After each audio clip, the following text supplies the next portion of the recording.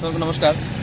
আমরা অবগত আছি যে আমাদের রাজ্যে যারা এবছর সমস্ত জেনারেল ডিগ্রি কলেজ থেকে এবছর গ্র্যাজুয়েশন করেছে, আমরা জানি যে আমাদের রাজ্যের যিনি মুখ্যমন্ত্রী ছিলেন বিপ্লব কুমার দেব, ওনার একটি প্রজেক্ট শুরু হয়েছিল রাজ্য সরকারের দ্বারা, যে মুখ্যমন্ত্রী যুব যোগাযোগ যোজনা, যার মধ্যে ছাত্রছাত্রীদেরকে যারা ফাইনাল ইয়ার স্টুডেন্ট থাকে তাদেরকে 5,000 একটা অ্যামাউন্ট তাদেরকে পে করা হয় এই স্কিমের মাধ্যমে।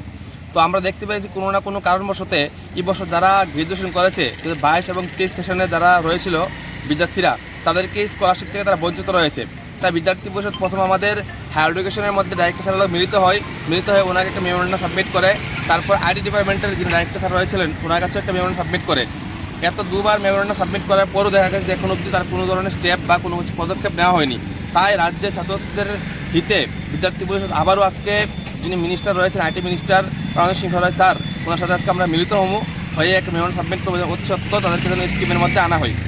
টোটাল কতজন হবে মানে এই সেশনে? এই সেশনে মিনিমাম 8,000-এর উপর স্টুডেন্ট এই বছর গ্র্যাজুয়েশন করেছে, যার মধ্যে স্টুডেন্টরা বঞ্চিত হয়েছে এই স্কিম থেকে। কেউই পায়নি, কারণ কোনো না কোনো কারণবশত এই নোটিফিকেশন দেরিতে বেরিয়েছে, যার কারণে তারা অলরেডি পাস আউট হয়ে গেছে স্টুডেন্টরা কলেজ থেকে। তো আপনাদের দাবিটা কি? আমার দাবি এটা যে যারা এই স্কিমের মধ্যে বঞ্চিত রয়েছে তাদেরকে যেন এই স্কিমের মধ্যে সুযোগ করে দেওয়া হয়, কারণ যেহেতু 2019 থেকে প্রত্যেকে পেয়ে আসছে, তো ওনারা কেন বঞ্চিত হবে, তার জন্য আমরা দাবি যেন ওনাদেরকে এই আওতায় আনা হয়। আপনার পরিচয়? আমার নাম সঞ্জিত শাহ, এবিপি রাজ্য সম্পাদক। Thank you.